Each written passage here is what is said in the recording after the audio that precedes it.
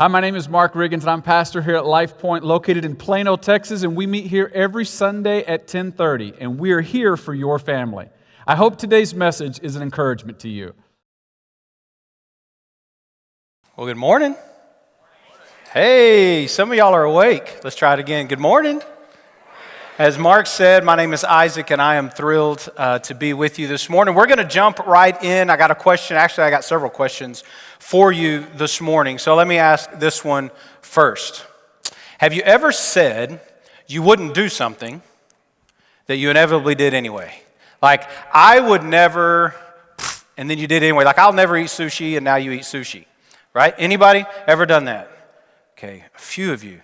Now, if you have your hands, I need 2 brave volunteers to share with us what you said you wouldn't do, but you did anyway. Okay? Who's going to be my first volunteer? Who's going to be brave? Ooh, okay, right here. Well, I said I would never go skydiving. Ooh. And then one day, a coworker of mine from San Francisco went skydiving, and he was traveling here to Dallas and said, next time you're in San Francisco, I want to take you skydiving. And I'm like, all of a sudden, everything changed. So out of that skydiving adventure that I did end up taking, I met my husband, Mark. Hey, look at that. And now I have a nonprofit called 2 Miles to Smile, where we take cancer patients and survivors on a tandem skydiving experience. And it all started with that one little, I think I can do that. That is awesome. So the moral of that story is maybe you should do what you said you weren't going to do, as long as it's, not sin or something. I mean, you don't want to do that. But so that was so good. I'm just going to skip number 2. Is that okay with y'all? That was really good. I just recently I did something similar, and it has absolutely no effect on any other person like yours did. But when I was in college, I worked at Whataburger, which we know is somehow in competition with In-N-Out, and whatever you like, the best is great. But I worked at Whataburger, and a guy came in one day, and he said, hey, I need 4 hamburger patties. That was it. That's all he wanted was just the meat, 4 hamburger patties. And so we charged him for 2 double meat Whataburgers, and we cooked the patties up, and we gave them to him, but I was really curious, like, what's he going to do with these hamburger patties? And so I watched him, and he walked outside, and outside in the back of his truck were 2 Dobermans, to which he gave 2 hamburger patties each to these dogs. And I thought, wow, he really loves his dogs. And then I thought, that's crazy. That's a lot of money that he just spent for a snack for his dog. So I would never, ever do anything like that. Well, fast forward to this week. I went to the ranch for a couple of days, and my sidekick, Oreo, went with me, and we're going through Abilene, Texas. And as we're going through, I stop at Chick-fil-A because I'm hungry, and this is what happened this week. This is Oreo, and there are his 12-count grilled chicken nuggets that I paid way too much money for a snack for my dog. So we understand when we say we're going to do something that we do. Let me ask another question, and this one might be a little heavier, okay? Just warning up front. Have you ever refused grace to someone and then found yourself in a similar situation?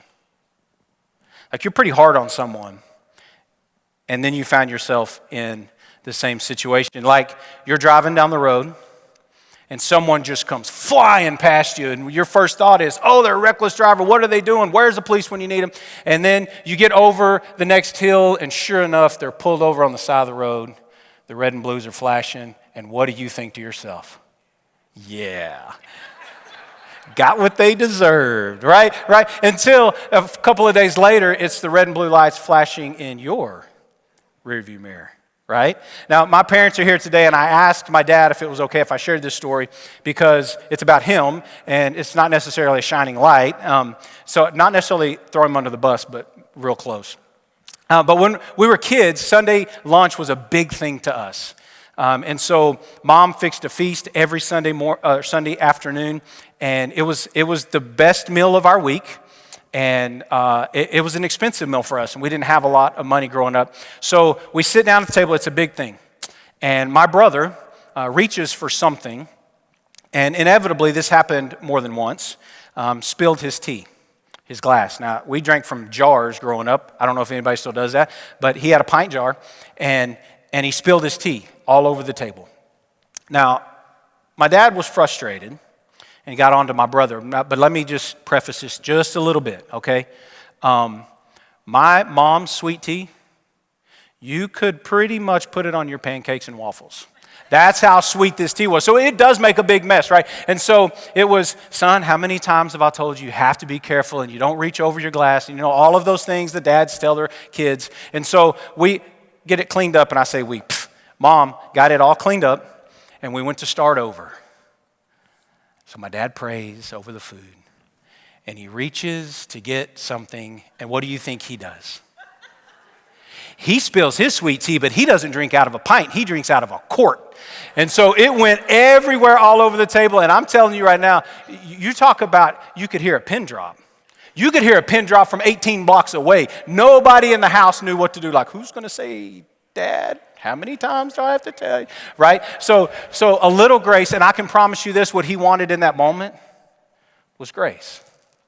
He didn't want someone to say, I told you so. He didn't want those kinds of things. But why is it when it comes to grace, when it comes to giving and receiving grace, you and I all have a double standard? We all have a double standard. We're going to talk about grace today, and we're, like Mark said, we're continuing in our series, Crave. But grace is the one thing that we deserve the least, but we crave the most. And so this is a series on grace, and we're going to look at this question today. Hopefully by the end of today, we answer this question and why this question is actually important in the first place. Why is it difficult for us to give grace when it is so easy for us to receive grace?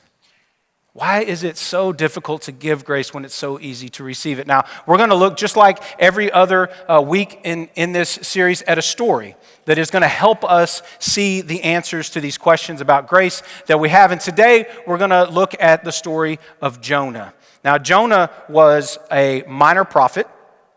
That doesn't mean that he wasn't good enough to make the majors, right? That's not what that means. It just means the book of Jonah is a lot shorter than some of the other books, so minor. But he's a prophet. He's a spokesman for God. So basically what a prophet would do, God would tell them what to say and who to say it to, and then he was the mouthpiece. He would go to the people and he would say what God told him to say. So this is Jonah. Now Jonah is a fascinating story. If you've been in church any time at all, you know it's a very, very popular story for the simple fact it's just fascinating. If you've never heard the story of Jonah, you're going to hear it today, and it's just awesome. It's almost mind-blowing, and because it's so fascinating, because it's so mind-blowing, is the second reason that it's popular today, and it's because it's controversial. Some people believe that the story of Jonah never happened because of one of the things that we're going to talk about today. It's hard to comprehend because it doesn't make sense in our own minds. So we're going to look at Jonah today. If you need a Bible, there's one close to you in the seats. The verses that we're going to read, we will put on the screen. But if you want to read along, you can go ahead and turn to Jonah in your Bibles, and I will fill in the blanks. We won't read all of it because we will go through the entire book of Jonah this morning, but I'll fill in some blanks. So let's take a look at Jonah chapter 1, verse 1. It says this, the word of the Lord came to Jonah, son of Amittai, go to the great city of Nineveh and preach against it because its wickedness has come up before me. So this makes perfect sense. So he's a prophet. So God tells him, I want you to go to Nineveh, and what I want you to do, I want you to preach against it because its wickedness has come up before me. Now, history tells us that Nineveh was a very vile city, very a bloody city. It was the nickname for the city was City of Blood, right? And so they had very little regard for human life, maybe no regard for human life at all. And so God says, hey, Jonah, I want you to go to this place called Nineveh, nicknamed City of Blood. And this is kind of sort of how the rest of chapter 1 goes. Jonah, I want you to go. Jonah says, nope, not doing it. And so here's my map. Okay, y'all ready? Everybody's got to look. Okay, here's Jonah. This is my map. Here's Jonah. And here's where God called him. He's supposed to go right here. And Jonah says, nope, I'm going to Joppa. I'm getting on a boat, and I'm sailing all the way over to the furthest place west that I don't even know exists, named Tarshish. So this is what Jonah does. So he gets on the boat, and as they're on their travels, a big storm comes up. Everybody on the boat's afraid because they're afraid it's going to tear the boat to pieces. They're going to die, so they're that afraid. All these sailors are pagans. They don't worship God. They all have their own gods. And so they're praying to their own gods, saying, hey, please save us. Nothing's working. And so they find Jonah, and he's asleep, of all things. And they say, hey, who is your God? And he said, well, I worship the Hebrew God. And they're like, okay, well, nobody's prayed to him yet. So why don't you pray to him and see if maybe he can do something about this storm? And Jonah says, you know what? I don't need to pray. I'm your problem. So I'll tell you what you need to do. You need to take me and you need to throw me into the water. And then the storm will calm. So these guys, they're like, no, I'm a sailor, not a murderer. I mean, so let's get the oars out, guys. So they get the oars out and they try to row to shore, and that doesn't work. The storm just gets worse. And so this is what they do. I love this part of the story. They don't worship God. Yet they pray to him, and this is what they say. Hey, Jonah's God, can you please not hold it against us when we murder the only person on this boat that actually worships you? And then they throw him overboard. That's what they did. They prayed, God, please don't hurt us because of what we're going to do to Jonah. And they throw him overboard. Jonah begins to sink to the bottom and drown, and the storm is calmed. So they don't worship God, yet in this moment they realize that it was God who saved them, and so they praised God and even made a sacrifice to him right there on the boat as Jonah sinks. Now, I just want to stop at this point in the story and let you know Jonah had a choice. Right? When they came to him and said, hey, Jonah, will you pray to your God and see if he can stop this storm? Jonah could have done this thing that the Bible calls repent. He could have said, okay, I'm the problem, and the problem is I'm not doing what God asked me to do. I'm running from that. And so, God, I am sorry. Please forgive me. Hey, boys, turn the boat around. Let's go the other way, and the storm's going to calm down. But he didn't do that. Jonah, at this point in the story, and at this point we don't know why, we will find out later, but he would rather die than go to Nineveh. Now, I don't know if he's afraid. We don't know at this point in time in the story. But what we know is he would rather die than go to Nineveh. So he's sinking to the bottom of the ocean, sea, whatever it is. And then in verse 17, we read this. Here's where we become controversial. Now the Lord provided a huge fish to swallow Jonah. Let's just time out right there in the middle of the verse. Okay, I'm an animal enthusiast. I have a degree in animal science, and so I love all things animal. At this point in the verse, this is scientifically perfectly okay. Now, it's technically not a fish that we know of. It would be a whale. But there is a whale with a mouth big enough and an esophagus big enough and a stomach big enough to swallow a man whole. Okay, so this part is the easy part, but here comes the controversy. And Jonah was in the belly of the fish 3 days and 3 nights. Now, scientifically, we can't prove how that would be feasible, right? This is where faith comes in to the picture. Now, I just want you to know, if you are new to church, if you're new to this Bible thing, if you're skeptical, that's okay. I believe it happened just like it said it happened. But if you don't, if this is too much to grasp, that's okay. Let's just take this part of the story as part of the story that helps make a point. I've already used 2 of those today with you. I'll tell a story to help make a point. So even if it's that, the lesson in the end is still the same. So stay with me as we go through this. So now we get to chapter 2 where Jonah is in the fish. And this is kind of the whole thing, chapter 2. He says, okay, God, I was in trouble and I prayed and you saved me. You sent a fish to eat me. And I'm so grateful for that. Anybody else have a problem with that? I would rather be in the ocean drowning than inside this fish stomach thing. But anyway, so Jonah's happy about this and he praises God and he says, hey, because you saved me, I will do what you asked me to do. I will go to Nineveh. And so the story says, now I have a very vivid imagination, y'all. So it says that the fish vomited him up on dry land. Okay, I'm picturing this.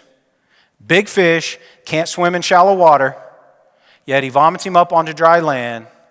So the only thing that I can come up with logically is projectile vomit. Sorry, but that's all I got for you. I'm telling you, that's the only way it could have happened. Anyway, Jonah ends up on dry land, and then he goes to Nineveh. And then we pick up in chapter 3, verses 4 and 5. This is what we see. Jonah began by going a day's journey into the city. Now understand, this is a huge city, and it takes about 3 days to walk through it. So he walks in one day, and this is what he's proclaiming, right? He's supposed to tell them what God told him to say. 40 more days, and Nineveh will be overthrown. That's what he's telling Nineveh, the Ninevites. He's saying, 40 more days, and you will be overthrown. And this is what we find out. How they react to it. The Ninevites believe God. They believe what Jonah is saying. And so this is what happens. It says, a fast was proclaimed, so they quit eating, and all of them, from the greatest to the least, put on sackcloth. Now, when the king actually heard about what Jonah was saying, he actually took it to another level. The king said, okay, you're right to fast, but this is how we're going to do this. No eating and no drinking for you or any of your animals. So poor Oreo doesn't get to eat or drink. He doesn't get his chicken nuggets. No eating, no drinking, and what we're going to do is we're going to turn from our wicked ways, our evil ways. All of the killing and all the blood and all of that stuff, we're going to quit doing that, and maybe, just maybe, God will spare us. So in chapter 3, verse 10, we find this. When God saw what they did and how they turned from their evil ways, he relented. And he did not bring on them the destruction he had threatened. Now, I want you to think about this. Jonah is a preacher, and he goes to a city to let them know what they're doing wrong and what they need to be doing right in order to save their lives. And everyone does what he asks. Like the whole city is saved because of what he did. So he goes to this city and he says, hey, this is what you need to do. God's going to destroy you if you don't. And so this is what you need to do. And they all do exactly what he said. Now you would think in chapter 4, what we would read about is Jonah's a hero, that they're throwing a party for him. Right? He's excited. This is a celebration. Like if that were to happen to me, I'm a pastor. If that were to happen to me, I would be beside myself. You would think people from other countries are like, man, you hear about this guy Jonah and what he did in Nineveh? Man, just all of the talk that would be going on. But in chapter 4, we see something very, very different. Turn your eyes to verse 1. But to Jonah, this seemed very wrong. Okay. I did what God told me to do, and he answered what, the message that I gave, and yet it's wrong? He thought this was very wrong. Now, check him out. Now, the rest of the story, he's mad. Okay, just get that. He's real mad. And so he became angry. He prayed to the Lord. Now he's going to gripe at God. This is the God of the universe. This is who he is speaking with right now. Isn't this what I said? I told you so. This is what he's telling God. Isn't this what I said, Lord, when I was still at home? Here's why he didn't want to go. That is what I tried to forestall by fleeing to Tarshish. That's why I didn't want to go in the first place. It's not that I was afraid of my life. I was afraid you weren't going to punish them for doing bad. Whew. I knew that you were a graceful and compassionate God, slow to anger and abounding in love. A God who relents from sending calamity. Now, Lord, this is how mad he is. He didn't want to live anymore.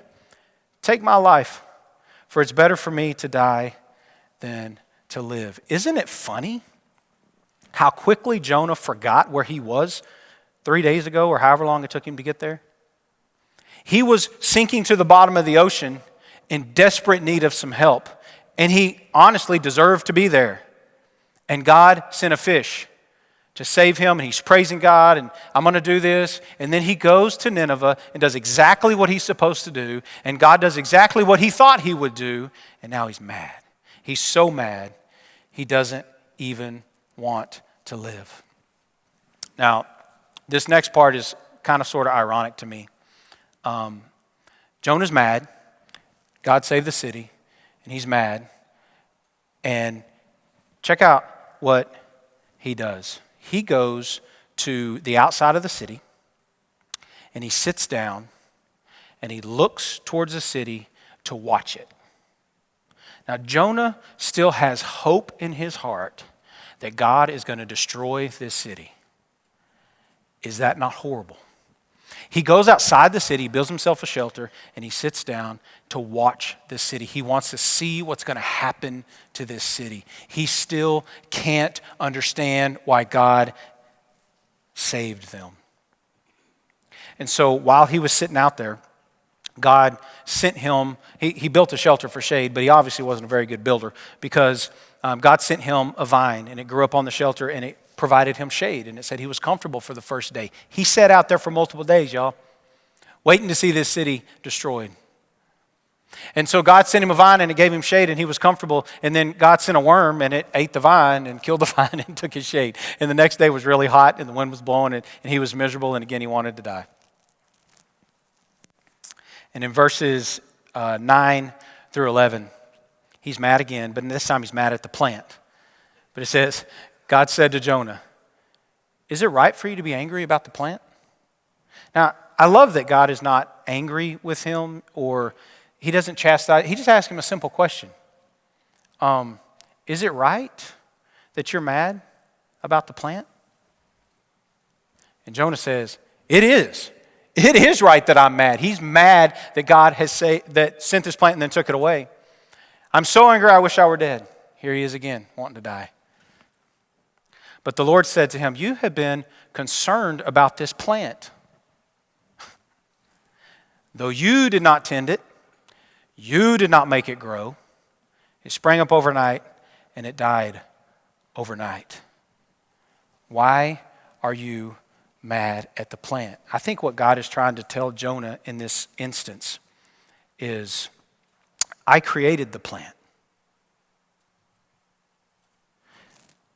I can be concerned about the plant, but I'm not quite sure why you should be concerned about the plant or why you should be angry at the plant. And then he says this, he finishes out those verses. "And should I have concern," this is God speaking, "and shouldn't I have concern for the great city of Nineveh, which there were more than 120,000 people who cannot tell their right hand from their left?" He's saying, I created the plant is my concern.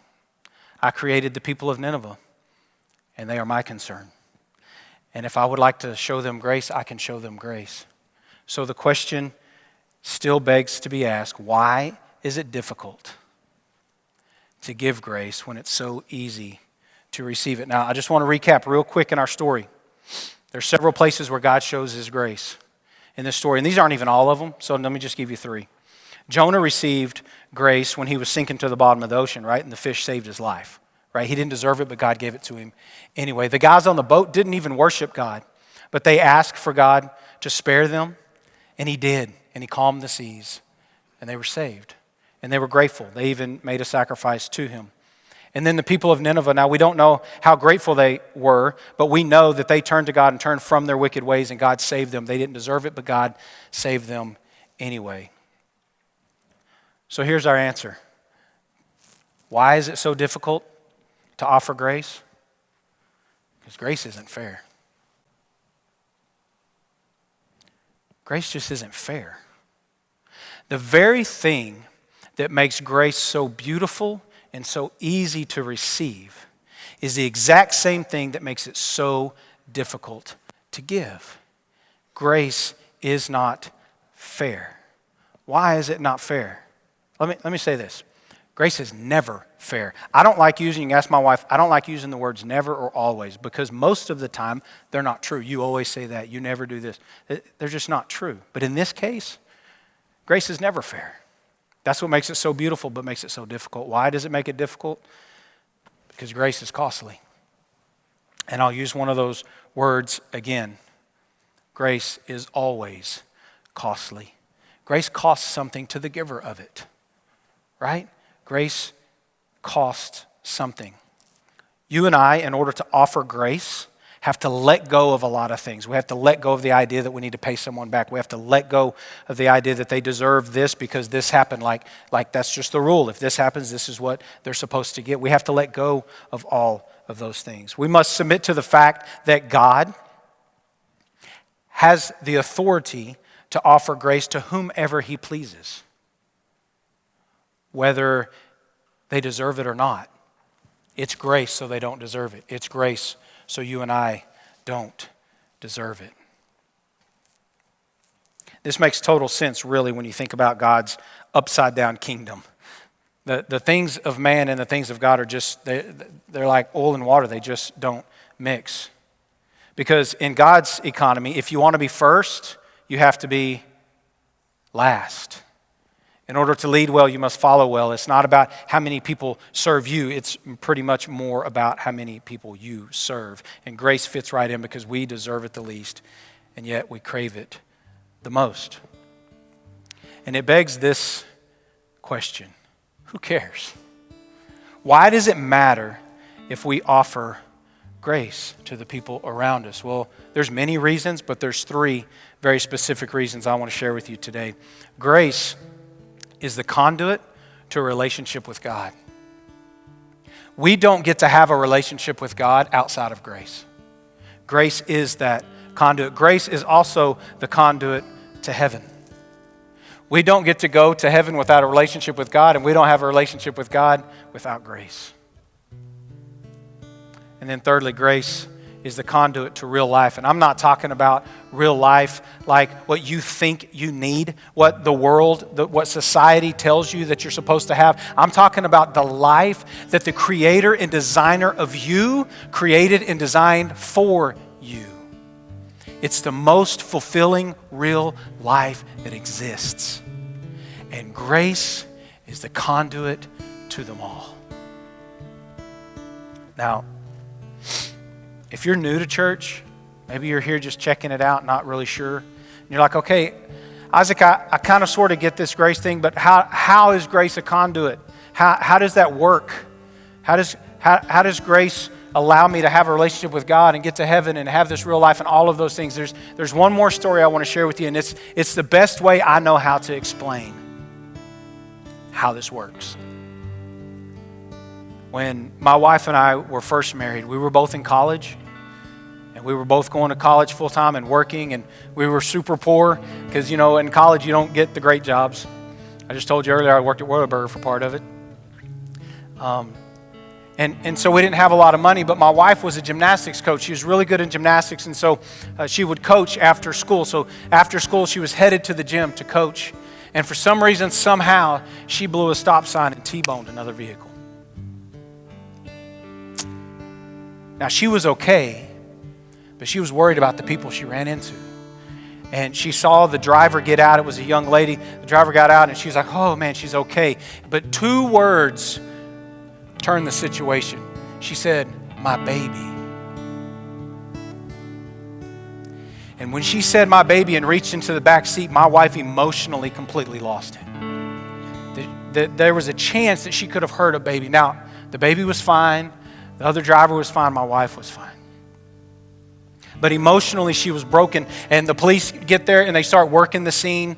And they, doing all their things. And they say, Miss Stinson, is there anybody that you want to call? Is there anybody that can come get you? Because they're like you're nuts. You're crying. You're not going to be able to drive. And so she told the police officer, yeah, could you call my dad? Which was very fitting because her dad was the chief of police. And so the people working the scene reported to him. And so he would have great say in how everything turned out that day. And so I remember the officer that was working the scene. I remember the story. I wasn't there. But the officer working the scene went to Russell, my father-in-law, and he said, sir, my belief is that we shouldn't write your daughter any tickets because look at her. I believe she has learned her lesson. And I don't know his words, exact words, but they were something like this. I employ you, and it is your job, and you have a sworn duty to uphold the law and the ramifications for breaking it. And my expectations for you is to do just that. And so he reluctantly wrote my wife 3 tickets that day. So we get the tickets home, and back then, I don't know if they do now, it's been a while. Hope it stays a while. But it said how much the tickets would cost us to pay for them. And we were young and in college and we were broke. And so we took what little she had in savings. We took what little I had in savings. We sold some things. I did some side jobs. And we got the money ready to go pay these 3 tickets. And we go to the courthouse. And Oh, I remember it like it was yesterday. There was this counter that you walked up to, and I don't know why, but I was really nervous about going in there and paying these tickets. And we had our money together, and we walked up, and we handed the tickets to the lady behind the counter and said, "Man, we need to pay these tickets." And she said, "Okay," and she took the tickets and set them down, and she started doing her computer stuff. And she goes, "Oh, these have already been taken care of." And I wasn't relieved, I was confused. And I said, "No, ma'am, there's no way they could be taken care of because this is my first time in here. I'm the one that's going to pay these tickets. There's no way these could be paid because I'm here to pay them." And she goes, "No, you don't understand. They are taken care of." And so we left that day, and honestly, we weren't that happy because we were confused. We didn't know what was happening. And I'm like, okay, they're going to come back and say they weren't paid. You just all these thoughts running through your head. And it wasn't for a couple of days later. You know how your eyes see things that your mind doesn't process? And it hit me. When I opened the door to that courthouse, there was a flash, and I remembered it several days later. It was my father-in-law slipping out the back door.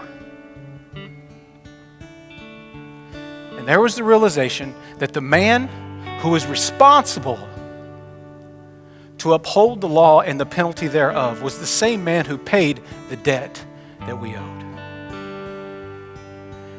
And my friends, if you don't have a relationship with Christ, that's the best way I know how to explain it.